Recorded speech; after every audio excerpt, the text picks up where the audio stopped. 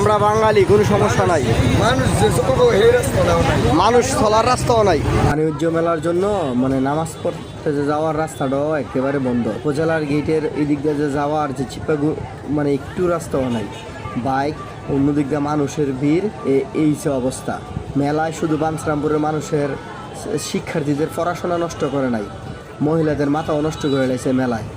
হাজারো লোক মেলায় যাওয়ার জন্য প্রস্তুত। আর বাঞ্ছারামপুরে তো প্রবাসীর লোক বেশি, প্রবাসে থাকে অনেকেই। তারা কিন্তু বাড়িতে টাকা পাড়ায়, ফ্যামিলির লোকেরা প্রচুর পরিমাণের খরচ করে, যেটা অন্য এলাকায় এত খরচ করে না। আমরা তো আন্তর্জাতিক বাণিজ্য মেলায় গেলাম, ওইখানেও কিন্তু এই পরিমাণের ভিড় নাই যেটা আমাদের বাঞ্ছরামপুরের বাণিজ্য মেলায় শুক্রবারে প্রচুর ভিড়। বাঞ্ছরামপুরের প্রবাসীদের বেশিরভাগ টাকাই কিন্তু তার পরিবার পরিজনরা খরচ করে থাকে। বেহুদ হয়, দেখেছে মেলাতে যেই জিনিসটা কিনে আউডেইটা পাওয়া যায়, ধরেন মেলাতে যেটা 200 টাকা, আউডেইটা 150 টাকায় পাওয়া যায়। তারপরেও তারা মেলা থেকেই কিনবে।